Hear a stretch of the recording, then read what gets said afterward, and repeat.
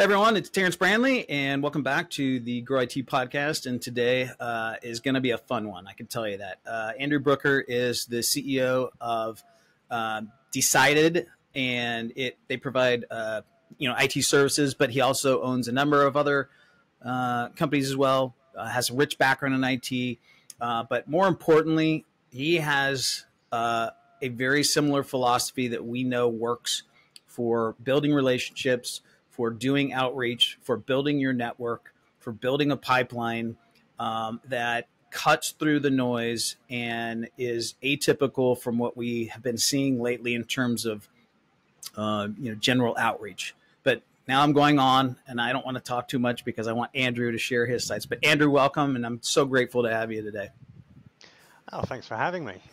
It's nice to be here. I'll try and live up to the fun aspect for sure, but I think we're going to have a good time anyways. Oh, great. So let's start. Tell us about your background. Tell us about your entrepreneurial journey. Okay, so I decided to set up a previous company. I was basically building and selling computers. I'm not somebody who grew up thinking that IT was wonderful or computers were wonderful. I wanted to stay as far away from it as possible. That didn't happen. And so I started building computers, thought that would be fun. It is. It's still do it just for fun on the side, building my own rigs, etc. I'm sitting down here sort of patting my rig, but you can't see it. Yeah, so I have that. It's kind of a hobby. But I grew basically into looking at building my own businesses because when you work for somebody else, you're so confined by red tape. You have no control really on what's happening or why. You only ever get part of the picture. And so I wanted to have more direct involvement in all aspects. So building my own business actually was something that appealed to me. My first business, I set up and took global within 3 years, which I was really happy about. Ran it for 8 years before closing. And was very happy with doing that. Then took a little bit of time to take all of the learnings that I'd understood from that journey so that when I kick-started into my next venture, that I could take all of those learnings and actually put them positively towards the future. So that's where I am now.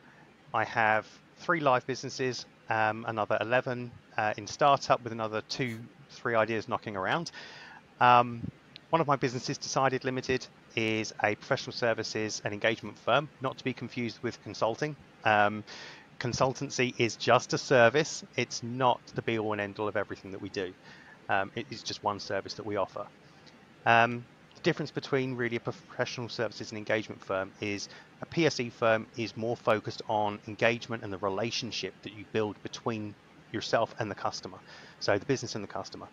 Because their needs, what they want, etc., will come out in those conversations, and then it's, can we actually help you with that? Do we work with a partner that can actually help you with something that we ourselves directly don't do? So we're able to bring in other people from outside to help and support. So we're not your typical consulting or professional services company. We do actually offer a wide range. In fact, we haven't found something we can't do yet, which I've probably jinxed myself now. But that's basically the part of the fun, is basically trying to find something that nobody else is doing, and that's how you grow your business as well. In 2 years, just over 2 years, we've now grown to a little over, I think we've 1,001 people today. Wow. So that's not bad in a short space of time. That's fantastic. So what is your core offering then in there? I mean, you mentioned the professional services, which I assume that's PSE, right? Professional services, and not consulting. Let's stick on that because I think that's going to get us to where the topic that I'd like to ask you about. But can you help us differentiate those two? Yeah, so for the professional services, it's really, you've got professional services, predominantly consulting. And then you have the engagement side, which is the relationship side. Now, you can't build the professional services without understanding the engagement, without building those relationships. So we're kind of more an EPS, but EPS kind of is Environmental Protection Service, which is already taken, and I think we probably get sued if we try to call ourselves that. So we kind of played with the acronym a little bit. But for the professional services, it's everything from business intelligence, AI, MDM, So master data management, it's CRM enhancements and implementations, SAP implementations, which most people hate because it's really complex. But as long as you've got the right people to do the work, it actually becomes quite simple. We've got bespoke software offerings, etc., that we also create and work on as well. For the engagement side, the relationship side, that's the part that really excites me. That's the part I'm really super passionate about. Because for me, it's not about cost, it's about value. And that is the real thing that many businesses, many consulting firms or professional services firms miss. They're so concerned with the sales part, they forget that a lot of it is about value. What value are you offering to a client? What value are their customers also going to get out of whatever it is that you're offering? And you have to think further down the line than just the end of your contract. And how do you go about doing that? Because that's so, I mean, this is the topic, obviously. You and I have talked, obviously off the podcast and off air about this extensively. How do you go about doing that, right? Because there's a lot of businesses, not just, relegated to IT consulting firms, right, are trying to like short circuit, trying to get there faster in terms of, and let's be honest, right? Like there are other firms that provide the same services that you do, correct? Oh, yeah.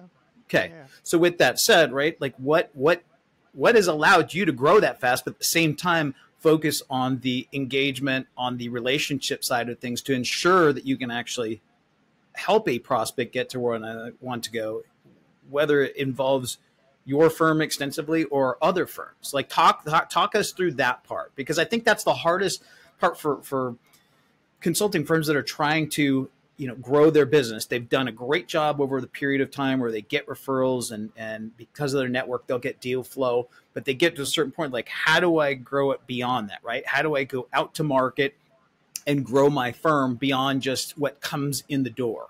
And so I want to get your understanding of how you were able to grow your business in a short period of time, in a 2-year period of time, while focused on the value forward approach of going to the market. That's a very long question. I'm not sure I'm going to. I know, sorry, there's a lot in it. Up to you. That's why I didn't know. I want you to take it and run with it. There was a lot there. I agree. Okay. I should have put that in the boot of the car and just driven it towards you. It would have been easier.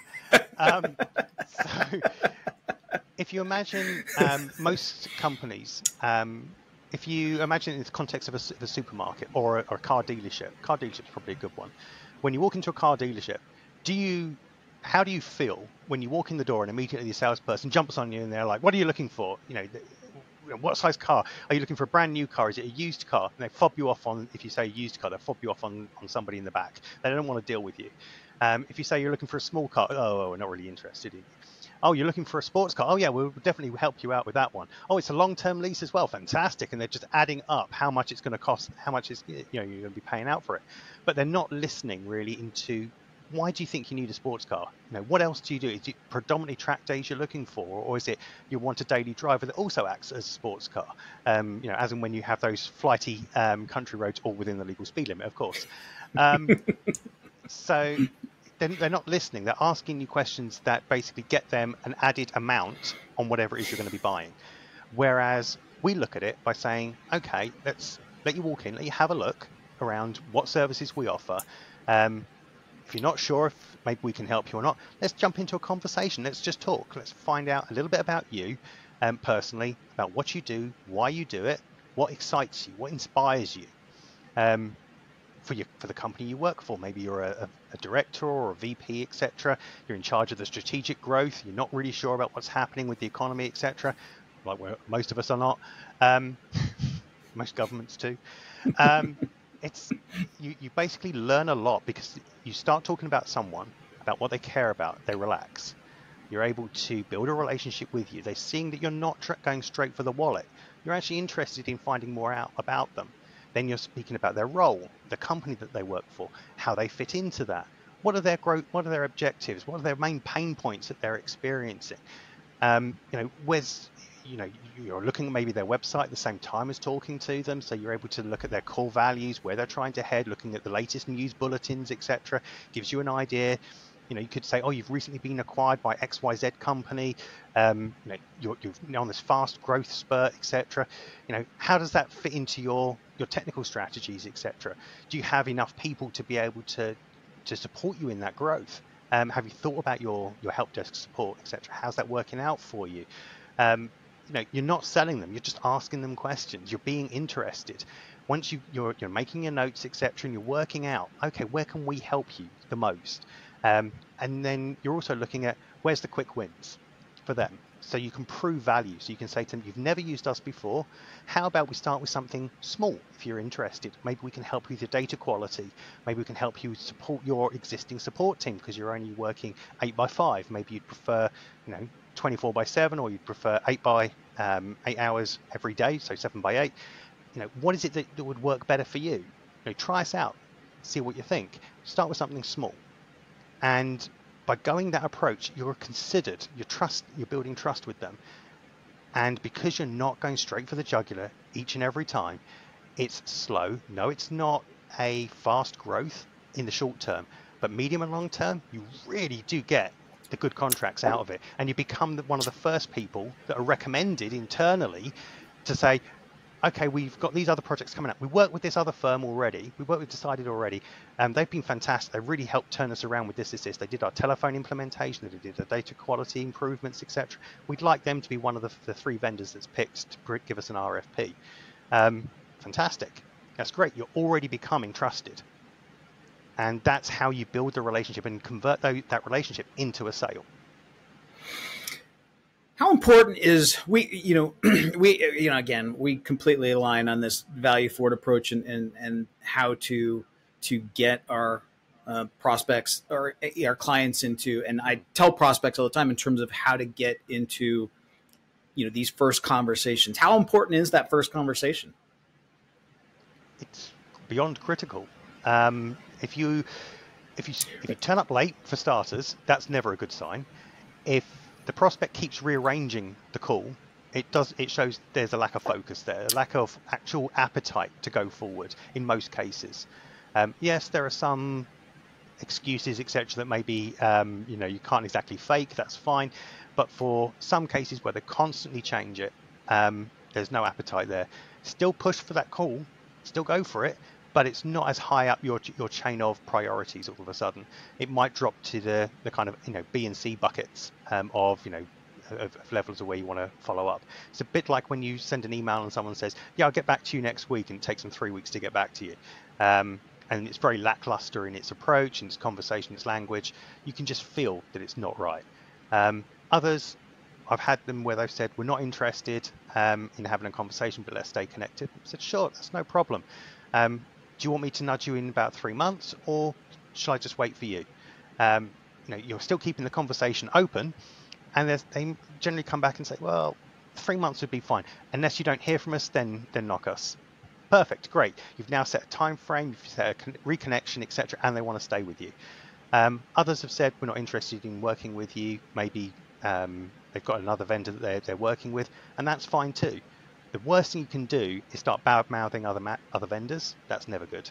So they might say, we're working with your competitor, company 123, and that's who we're working with. And you say, that's fantastic. They're globally positioned in all of the same locations as yourself.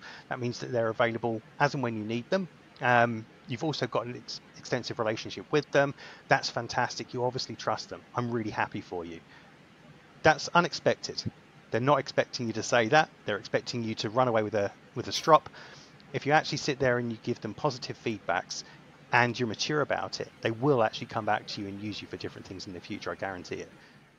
How do you show prospects the value proposition that your firm brings, right? And what I mean by that is not just that process. Like, walk me through the process. What are some of the first conversations that you have? How do you go to market? What kind of value proposition do you lead with? I know I'm going to ask you another full sentence here.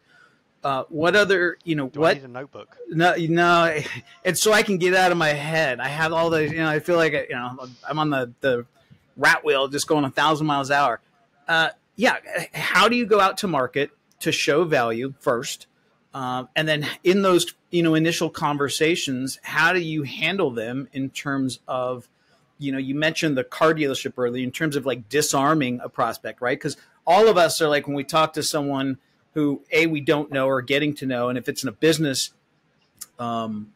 environment, let's call it, or if it's a business type, the start of a business relationship, we all have our like thing. All right, what's in it for him? What's in it for me? Is he trying to sell me something? Is he or she trying to sell me something? Right. So, I'm always big on the value forward in terms of breaking down and disarming that and saying, hey, I'm going to give you something first. There's no reciprocity here. Just, it's all about value forward. But I want to understand your process because you've employed it successfully. We've never, we up until a week or two ago, we hadn't had this conversation, and you've employed the same type of, process and methodology that we've had great success with other clients. And I want to, and I can't take credit for it because you're the smart guy over there that's done it yourself. So I want to hear about your process because it works.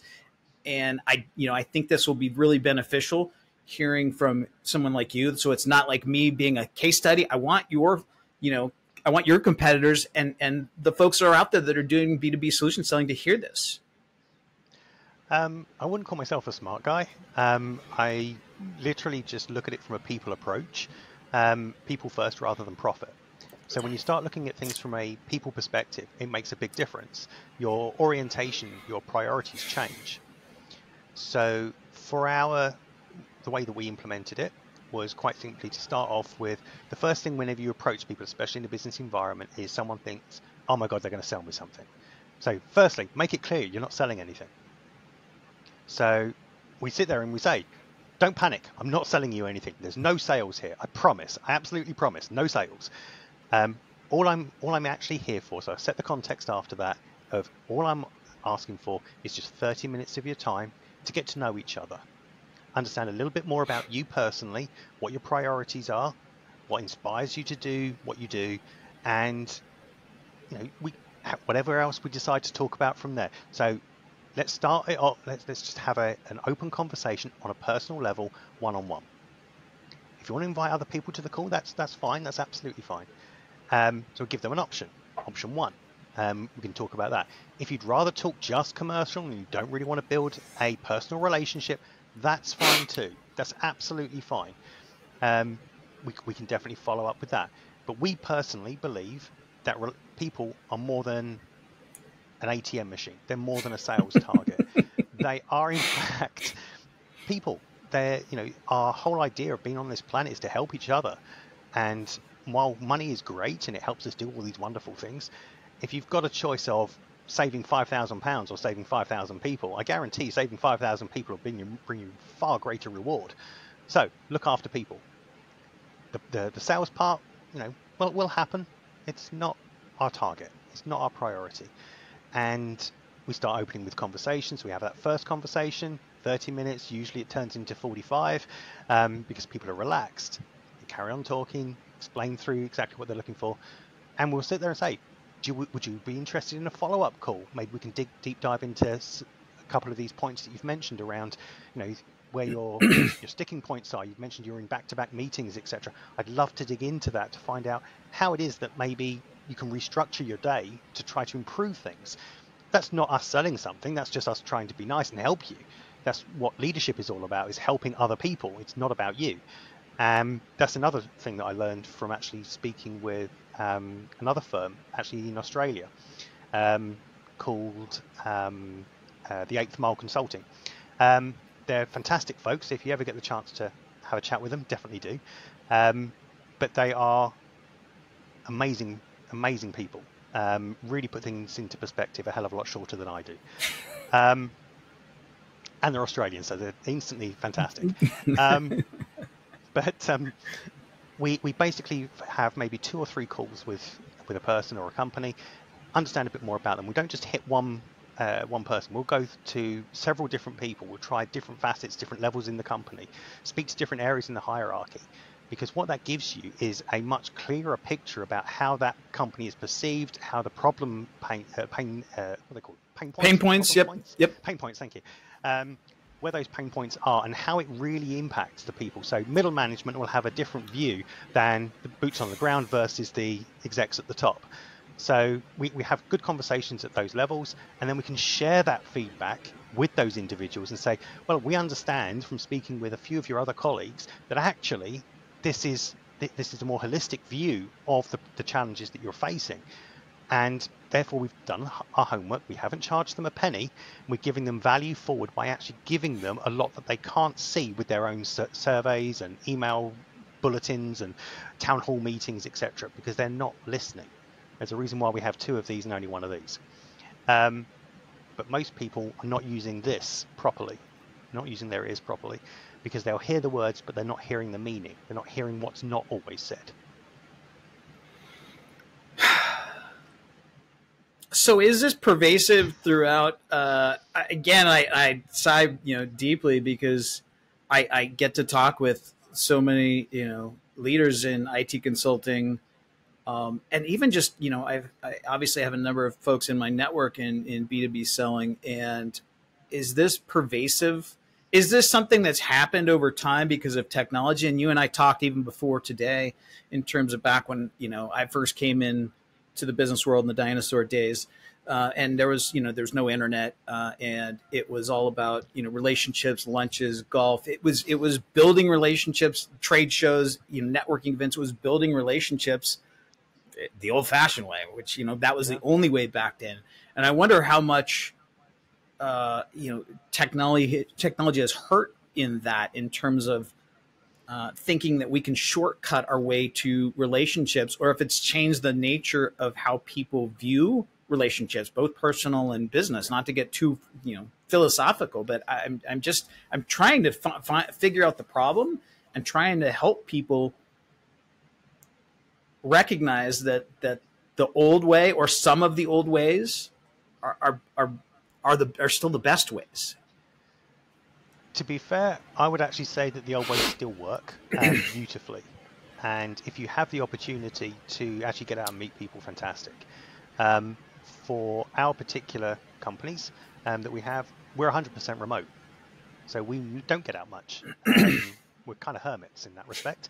But we still value people. We still talk to people through technology as an enabler to reach more people. You cannot go walking around the globe talking to every person. Yeah. There are something in the region of about 384 million consulting companies on the planet. I know, obviously that's just based on type. You can't go out and speak to every single company. It's not feasibly possible. Although the air miles would be great.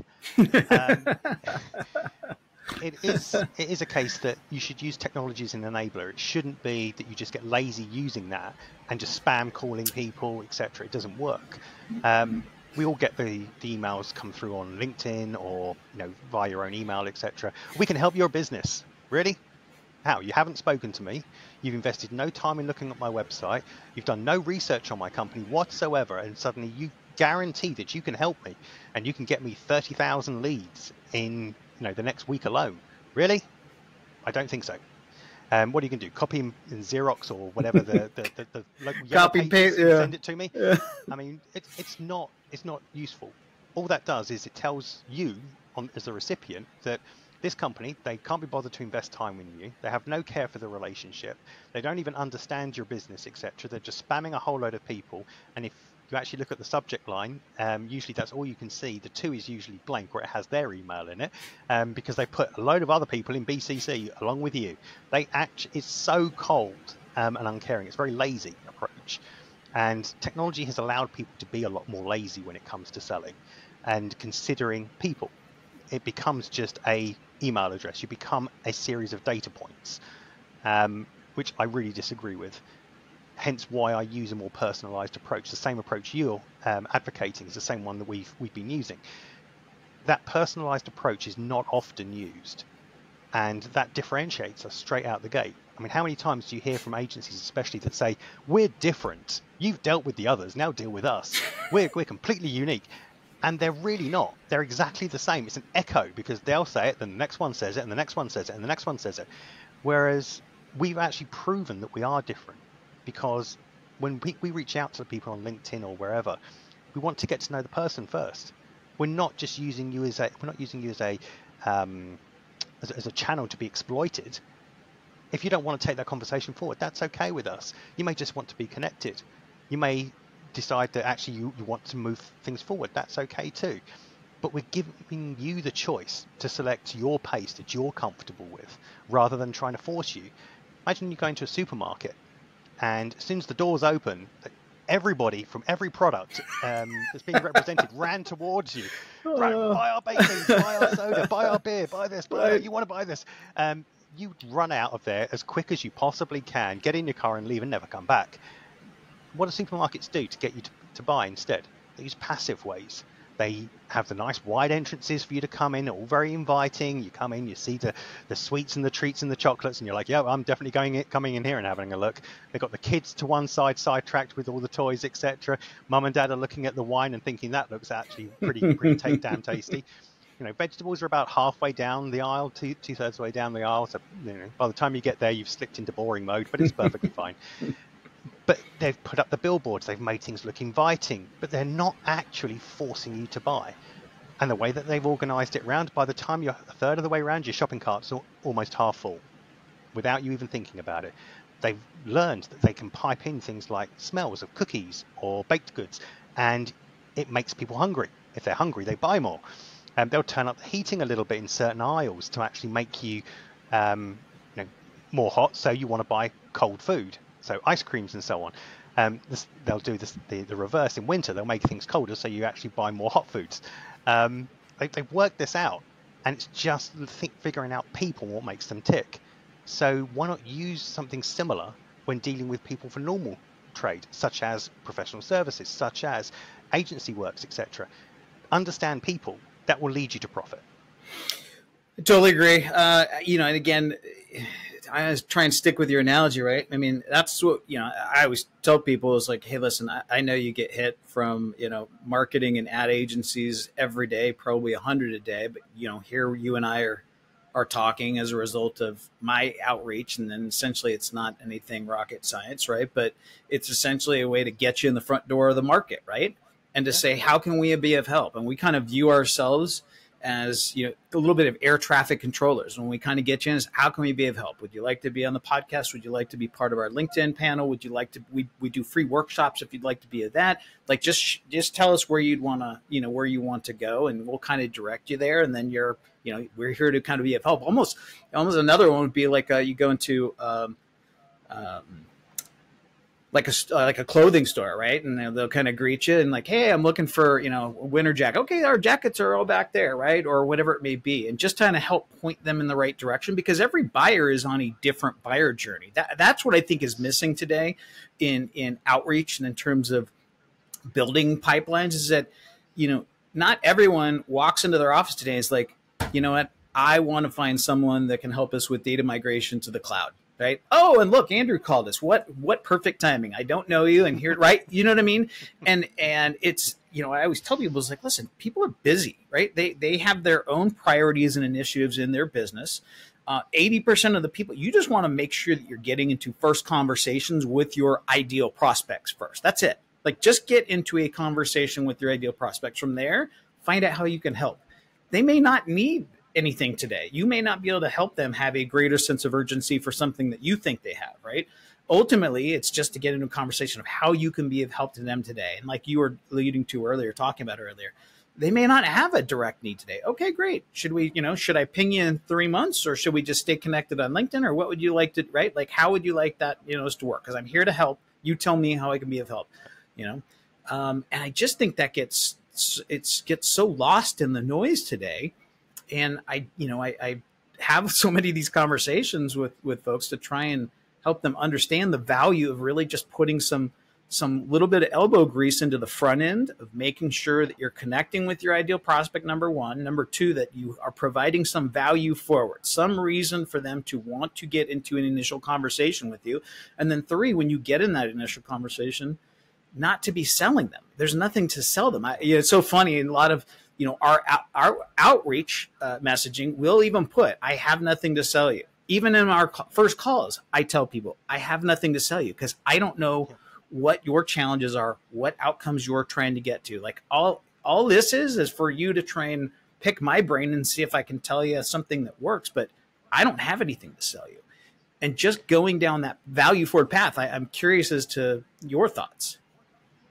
Yeah, I mean, we've actually we've actually experienced it whereby on the introduction calls, people have actually started asking us, okay, so what services do you offer? What's the costs around these?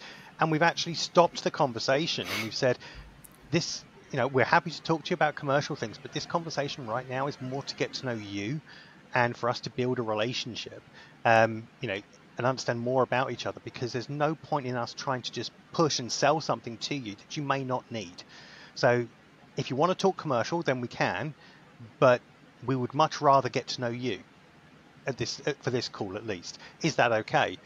And it's really surprising that people sit there and go, oh, yeah, sure, that's fine. But then they'll usually schedule the follow-up call for more commercial discussions. That gives us the opportunity, based on all the feedback, to make sure that we invite the right people to those conversations as well. So it's not a salesperson, because actually our company has no salespeople. How do you do that? We have engagement managers or engagement leads and directors whose job it is to manage the relationship with customers. And it's their job to go out and find new people that might be interested in our products and services, or that we feel that we might be able to help them with something.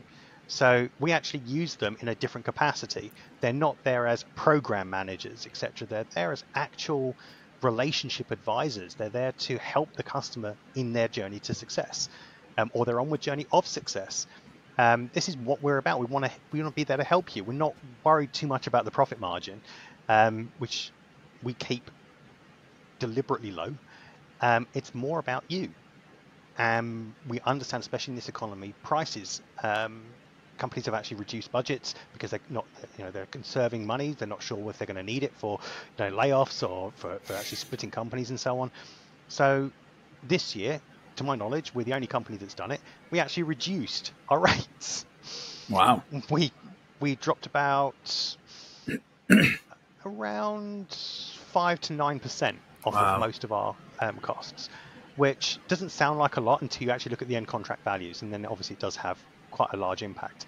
But we did that without impacting the salaries that we pay to the people. Let me ask this, are you able to do that because you operate your OpEx, your internal structure? I want you to talk to this because I think this actually goes into this value proposition and the engagement specialists versus salespeople. So I want you to share a little bit of your secret sauce here, because I think that's probably the result of you being able to reduce some of those to prices to be more competitive in the market, because you don't have a heavy OpEx based on larger sales teams. That's a guess. I want you to tell me.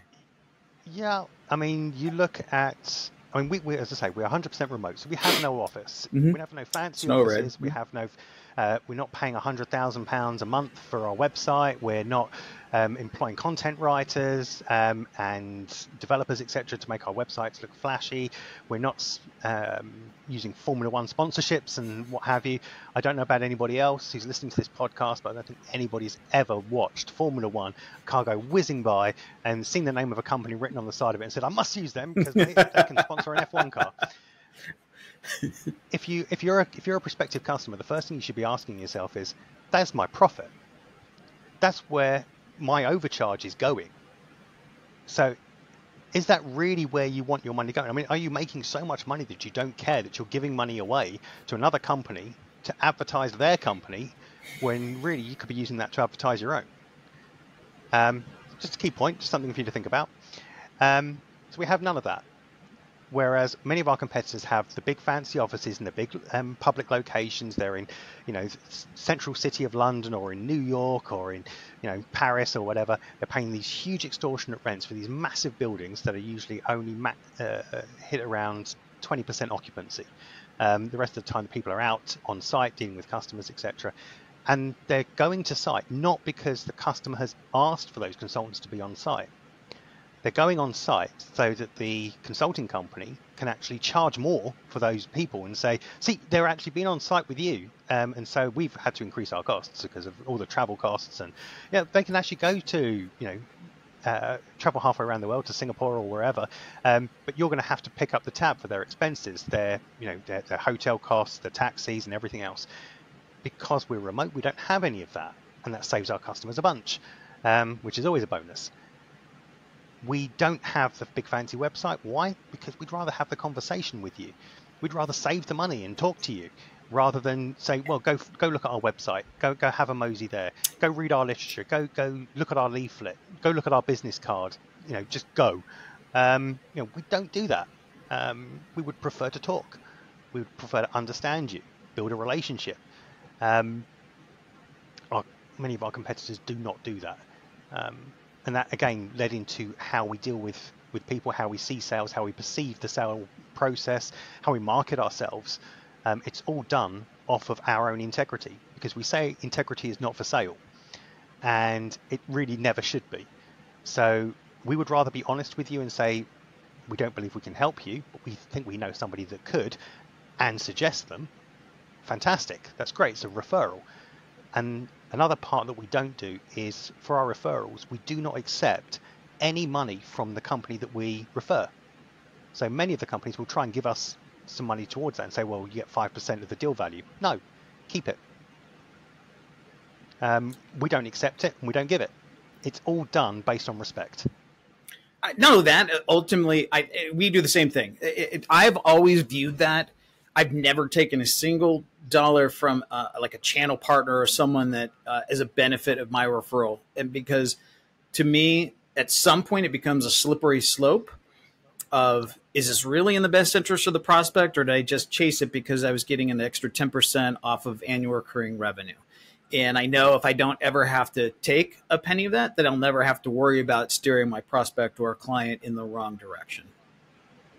Yeah, exactly.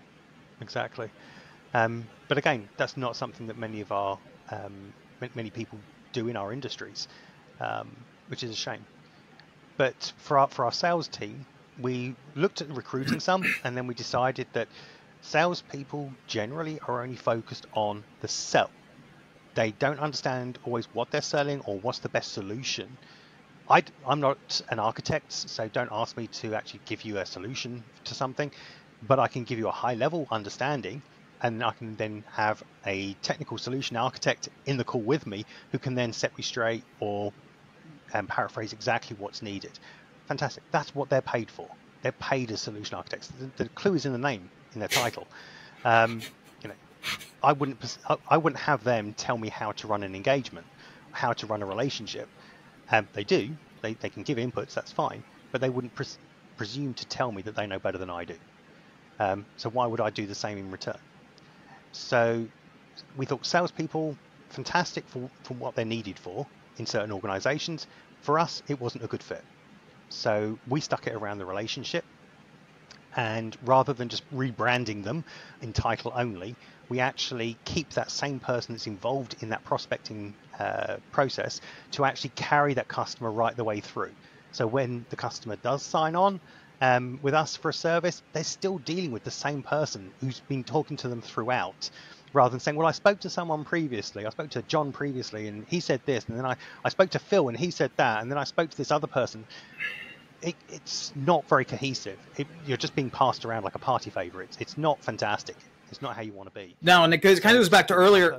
Yeah, I'm sorry to cut you off. It kind of goes back earlier when we were talking about, salespeople that sell something and then hand it off to, the delivery team, and they're like, "What is this?" Right? And, like there's a disconnect there. I'm curious, how do you hire for those type of people? Like, what is you're not giving away too much of your secret sauce, but what is the type of person that you hire for in that type of role? Because we've looked at the very same thing. We've had, in our firm, we've had BDRs, SDRs, account execs that I've let go very quickly because I've said to them, "You're trying to sell something. Like, that's not what we do here. We're out to help people first." And they can't even wire their head that way. And so we've gone completely away from it. We now call them first call specialists. And typically they're like client managers. They've had a lot of experience in client management, in engagement success type of roles. So, but I'm curious as to how what that type of role, that type of person looks like for your firm. We've never hired, we're proud of it, we've never hired based on CV. CV being a resume. This is for the US guys. You gotta okay, correct that. Sure. Sorry, it's nothing to do with Church of England or anything. CV has nothing to do with that. It's on your resume. We talk to the people, we find out, and we have a simple assessment, which is attitude, skills, and knowledge, the ASK principle. So your skills and knowledge can be taught. You can learn those, you can improve those, but your attitude is what you're born with. It's what you are comfortable with. It's how you exhibit and project yourself. So if someone's got the right attitude, they can learn anything. If you give them the right instructions, if you give them the right abilities to do so, they can do it, no problem.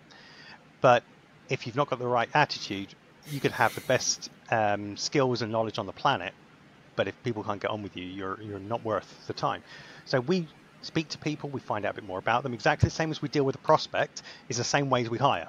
We understand more about the person first, their interests, what they've done. We don't have technical interviews either. Our interview process is very simple. It's usually maximum 2 interviews, and then you're hired or not, as the case may be. And that's it. It's very, very simple. For a desired experience, we prefer that people have a good, polite mannerisms, that they can communicate effectively, that they don't make promises that they can't keep. So if they don't know the answer to something, they don't try and lie their way through it. They actually give the honest answer of, I'm not entirely sure, but let me come back to you tomorrow to find out when I've got the hold of the answer. I don't want to steer you wrong. Fantastic, great. You've clarified it. You've been honest. You've given people context. There's very few people that are going to say, no, I want you to tell me now what your best guess is. Some do. And in which case you can just re-clarify. It's my best guess is blah, da, da, da, da. But like I've said, I'm not 100% sold on this. I prefer to go and get the correct answer for you, or at least reinforcement that I have actually told you the right thing. Fantastic. That's great. It shows integrity. It shows respect for yourself and the customer and the company you represent. It shows that you understand your limitations and that you're not afraid to ask for help. No one should be afraid to ask for help. So actually, the customer who may have had questions or be uncertain at that point on something will feel more free, more comfortable in saying, well, actually, I've got a question. I'm not really comfortable with this, or I'm not sure about that. Can you help me understand this? Automatically, you've gone from a potential vendor on something that wants to sell something or can sell something to somebody who's being considered for, providing advice. Almost like a partner, almost like a valued partner. Exactly. And you're front loading that value up front. It's exactly what you need to be doing. Show that you can be trusted. And how better than not by selling? By not selling actually gets you the sale in the end. It's irony. It is completely ironic. Let me ask this. What are the biggest challenges that you face in growing your firm? I mean, obviously you guys have grown substantially and pretty fast over the last couple of years. What are some of the challenges and bottlenecks that you guys are experiencing? To be honest, the biggest challenge isn't around whether companies want to use us. It's around the supply chain processes. The people? The people side? It's actually around their process, their tick boxes. So they'll ask questions that are unrelated to your products and services. They'll say things like, in order to be considered as a vendor with us, you need to provide us with your last 5 years of accounts and your sales amounts. Also, we want references from your current customers. Well, what you're actually doing there, on the face of it, it may seem they're trying to be... They're trying to make sure they've got security, to make sure that you are who you say you are, that you can actually do what you say. But think about the questions for a second. They want to see how much money you've made in sales. Does that prove that you're a trusted partner? No, it just proves you're really good at sales. Yeah. They want to see your financials for the last 5 years. Why? When you go into a supermarket, do they ask to see your last 5 years bank statements to prove that you can pay for your shopping before you even got it? No, they don't. They let you walk in the store. And not only that, they let you pick up the products and walk around with them as well. You've also got the other question of, we want to know your customers and have recommendations from them. So you're trading, your whole relationship pivots on what your other customers are saying about you. So you're trading off of the reputation of other companies. Now, we don't like to do that either. We either win work based on our own reputation, your interactions with us, rather than anything else. Because there's always going to be customers that maybe might not write a glowing review because that's just not their way. Others will sit there and say, we don't write those, and they'll refuse to give, which will be perceived negatively. So our biggest problem has actually been getting through some of the convoluted, the red tape, overly complex. Yeah. Yes. on the supply management side. Not all companies are like that. Some actually have the process defined on their website, but when you talk to them, they sit there and they're like, yeah, we can get around that. That's not a problem. We had one where they said, we want to see your inclusivity policy, like an inclusivity policy. Yeah. We want to see your net zero policy. I'm like, how can you get any further net zero than no offices and no commuting and you're 100% remote? I mean, how do you reduce your carbon footprint any further than that? I mean, short of going to a typewriter rather than using, a laptop.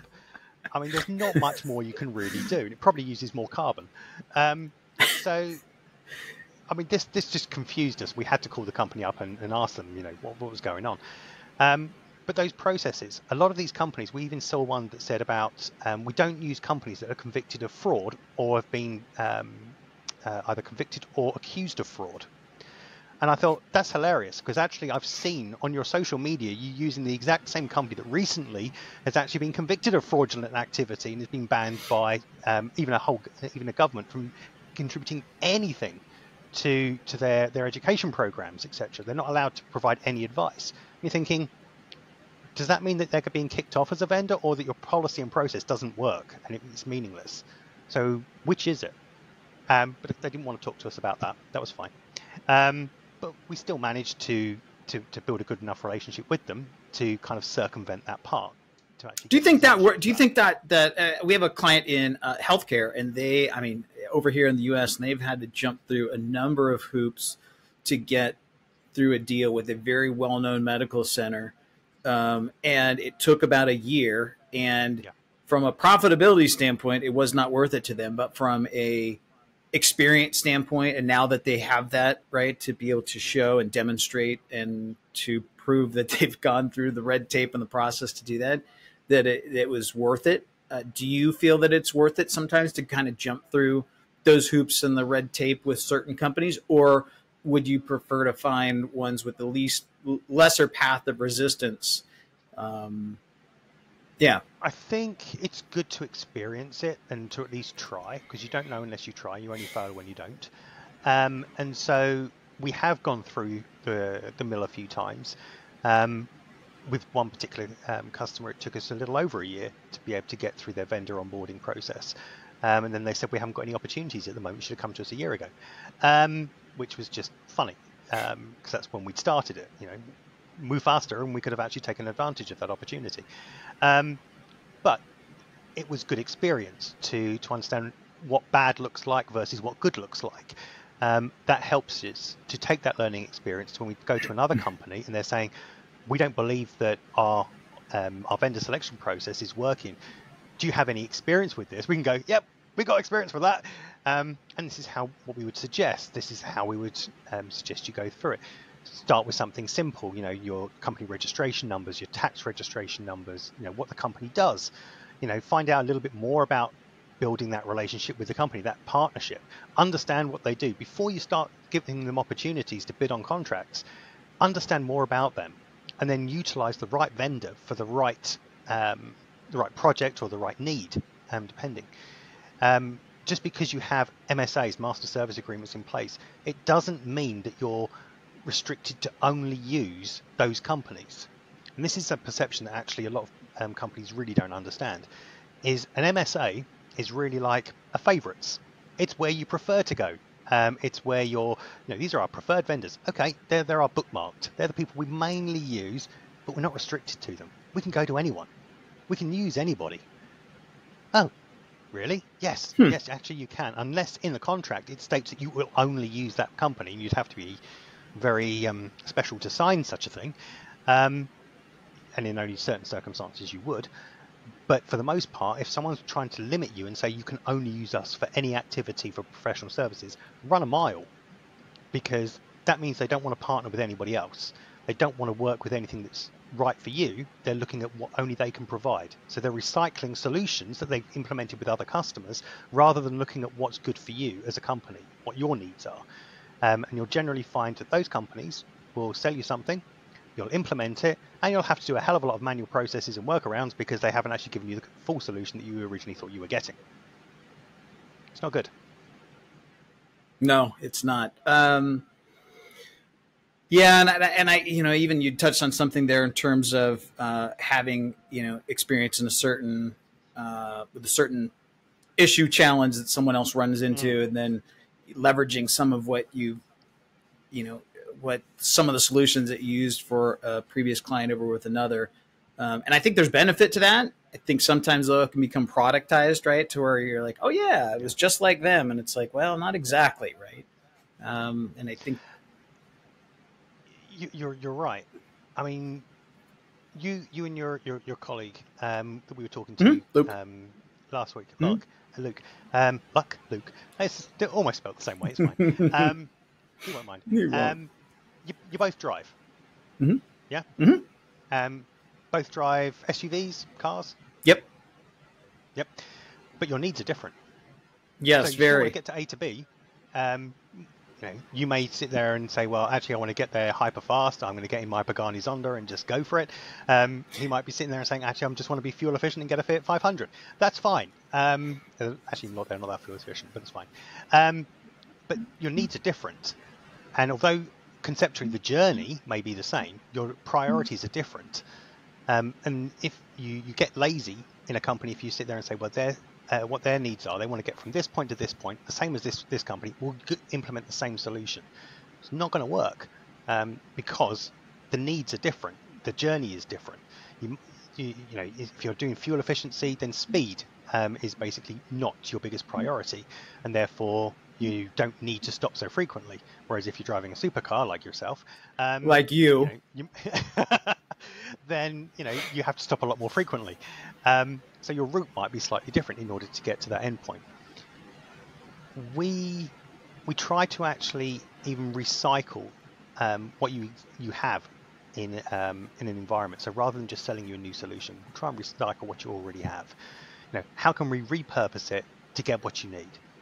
Which is something most will not do. They will always try to sell you something new, because you've got the implementation cost, you've got the licensing, you've got all the setups, all the integrations. That's like 2 years work. Fantastic, great, straight out of the gate. We'll look at it and go, yeah, that'll take us about 5 months. I mean, it's the cost and efficiencies are better, much better. But again, it's understanding people, the journey, and what they need. And we're honest when we sit there and go, we're not sure. We need to explore this a little bit more. For us to do that, we would suggest maybe reserving maybe a month for us to basically get proper analysis done. We'll do a deep dive through your environment, etc. There will be a charge attached to that. Are you comfortable in going forward with that? Just as an exploratory. One, it's a way for someone to get a taster as to what you like. Low risk, low investment. Yep. But it's also show from our perspective what we can do. It's an opportunity for us to really wow the customer and also reduce our risk, because we can sit there and say, you didn't tell us about XYZ, and actually that's a big impact. And they're like, oh, well, we didn't think of that. Fantastic. We've dodged a bullet, because if we'd actually accepted a contract and then found this out, there's a problem. That damages the relationship. Priority is always the relationship. Money much further down the scale. We're not really too concerned about that. It's not because we're rich or because we're making huge profits. We're not. We are, however, making huge value to our customers and to the people who work with us. So our partners, our resources, etc. They're very well compensated for what they do, which is unusual. If you look at compensation wise, especially in professional services, you will have maybe say $1,000 for a project manager per day. Okay. Is it all right if I talk about this? Yeah, absolutely. Okay. So just double checking. So in most consultancy companies, you would be looking at between 20 and 25% of that actually going to the person doing the work. The company receives the rest. And like you pointed out, they have the fancy offices, the big websites, and so on and so forth. All these additional operational costs, but not so much partner bonuses. Not so much that it justifies the inflated cost. The partner bonuses, the shareholder returns, the guaranteed shareholder returns. My understanding of shares, etc., when you invest in a company is that it's not a guaranteed return. It's either high risk, low risk, etc., but there's always a risk. To guarantee someone a return, that means it's not really gambling. It's just you're assuring that someone will always get money back. The only time you usually see that, guaranteed returns in Ponzi schemes. Just saying. Yeah, exactly. I was trying to not get myself into a litigious position. I'll say it. But okay, that's good then. And what he said. But the person doing the work isn't valued for what they're doing, isn't rewarded for what they're doing. So the client sees we're paying out X amount for this person, and this is what they're delivering. The person is saying, I'm only paid this much, so I'm only delivering according to that scale. Whereas with ourselves, we do the opposite. We actually pay between 80 and 85% goes to the person doing the work, and the remainder comes to us. And that covers our operational costs, our profit margins, and so on, which is much more considered. It's a much better way. It increases the amount of money that people have to spend, so they then benefit for their communities and so on and so forth. You can even take that down to when you work with people in Asia, so APAC environments like India, etc. The funding there is very, very low for a person per year, and it's not because of they've got a lower cost of living, etc. They do have a lower cost of living, it's true, but when you look at percentage-wise, it's not much different to us in the Western world. It's just percentage-wise of their salary is about the same. The value is not. They will be paid maybe as a graduate. You might be lucky to get 2,000, 2,500 pounds per year. Wow, no kidding. That's excessively low. Yeah. And they'll be expected to have, to learn a lot within that first year as a graduate. And they'll be expected to work long hours, 80 plus hours a week and so on. I mean, it's horrific. We don't do that. We sit there and say, well, we'll start you at just under 12,000 a year. And you'll be working a maximum of 40 hours a week, of which 1 day a week you're actually no meetings. So you can use that time for thinking time, catching up on your emails, catching up on paperwork, etc., learning new skills. So you're really only working 32 hours a week. And then when you take out your half an hour lunch break as well per day, you're reducing it further. If you get your work done within that, all your work done for that week, you've completed it already, and you're still under hours, well, you've got the rest of the week off. You'll still get paid for it, but the whole idea is, one, it motivates people to stay. It motivates people to be loyal. It motivates people to feel valued, which means they're not going to go looking for other jobs changing every 6 months.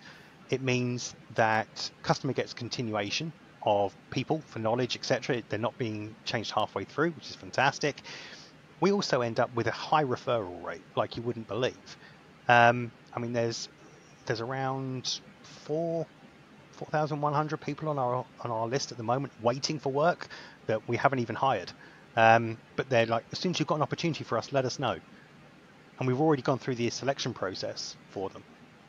I mean, that's a fantastic number of people just sitting there on the sidelines, waiting for us to come along. So if you've got a project, do let us know. Well, and that's again, that is a parallel to your value proposition that you go out to the market with prospects. You deliver the same excessive value proposition to your employees, and that resonates, right? And guess what? That carries over, right? They'll deliver the same, excessive value proposition to your clients. It's a symbiotic relationship that works nicely. And again, I think the key there is just focusing so much on the value forward. What can we do for them and not worry about what's in it for us? Because that will always come. But if you build the front part, if you build that value proposition, whether it's for prospects, clients, or your employees, the rest all seems to fall in place. Can I ask you a question? You may. Because, well, other than that one, is you're a leader, right? You've been in various leadership roles, etc. Do you advocate supporting people and helping them to achieve their goals, or do you advocate stepping on people to get where they want to go? I don't think stepping on, so I'm going to answer for the second one. I don't think advocating stepping on anyone gets anyone where they want to go to. And I think the people that do that make that mistake, typically early on in careers, will make that mistake, thinking that they can leverage let's use that analogy of stepping on someone to get to where they want to go. But then they get there and find out, I don't have the support. I didn't get here for the right reasons. And then it's like almost an endless bad cycle of decisions from there. To me, those happen a lot of times in early in careers. It happens a lot. I see it in politically driven companies, firms, and environments. Trying to think of the word to use. It's not. They're.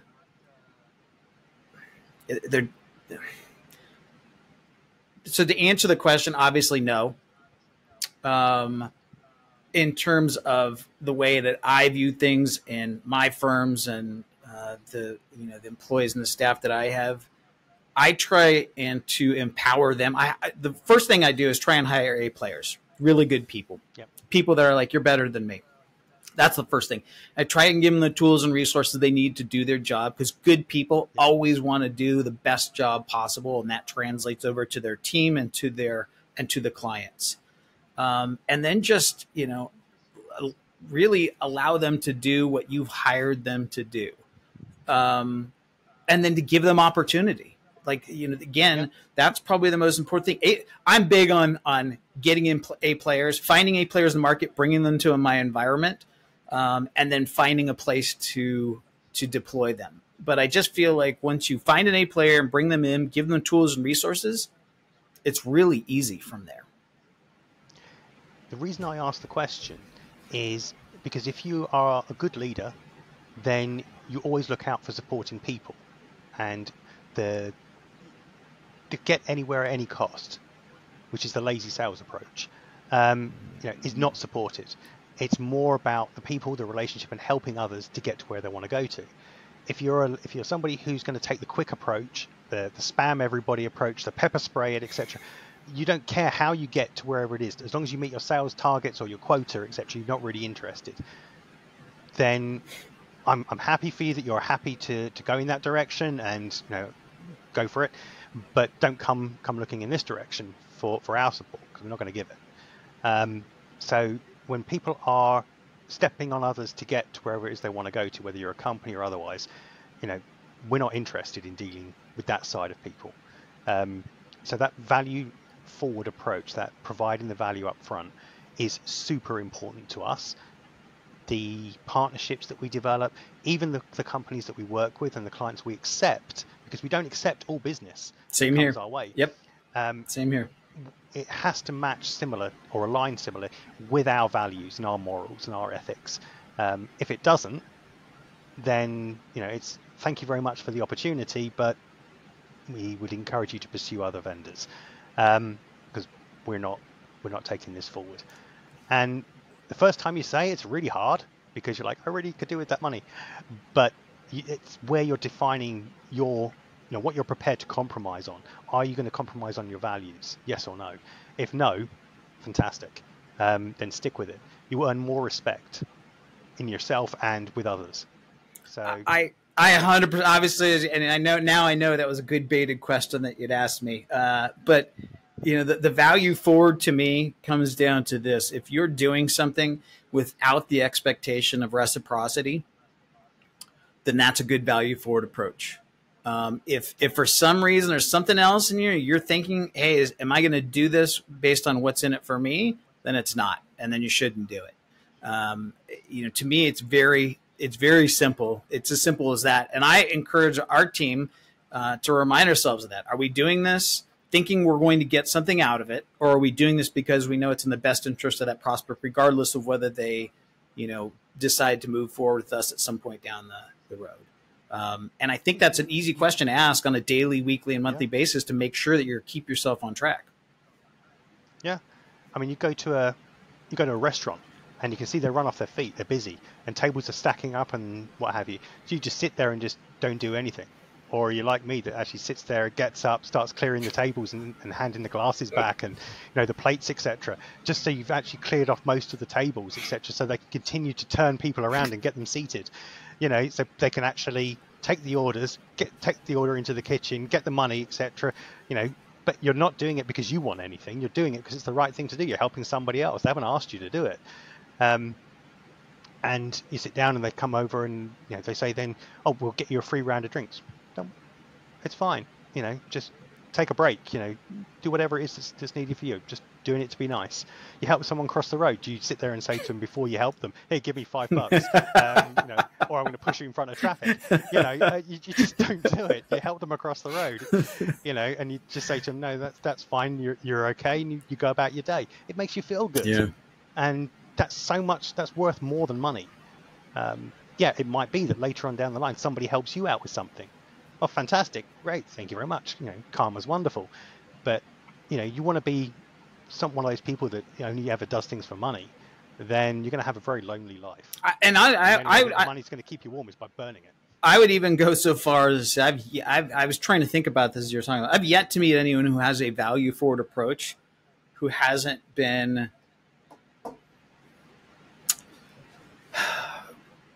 rewarded for it or has not been prosperous. I think that's a better way, because prosperous at least covers more than just what people may think in terms of a monetarily.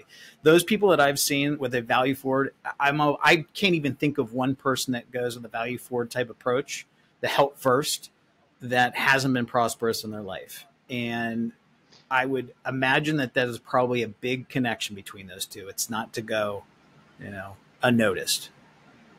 No. It also leaves you more open to helping the next person and the next person and the next person. You're not making yourself a mug. You're not sitting there and making yourself a target for people to take advantage of. Some will, and some will try, and some will succeed, and some will fail. And that's fine. You know, but if you close yourself off to helping anybody, then you just become all the things you don't like. It's much easier to help people, and that's why we're on this planet. Agree, and we're going to leave it at that. Andrew, I could talk with you. I'm so grateful for your time today. And the only thing I ask is we come back and talk more about this, because I just think it'd be so helpful for folks in the industry who are maybe struggling with outbound or trying to grow their agencies or trying to grow their firms. This whole value forward approach, trying to go deeper into it. We'll go into the more specifics, and I just can't tell you how much I appreciate it. Let me do this for you. How can people get a hold of you, right? If firms are out there watching and saying, hey, we want to see if Andrew and Decided can help us with maybe a small problem, maybe give you, a piece for you to come in and demonstrate your value forward approach. How can they get a hold of you? How can they learn more about you?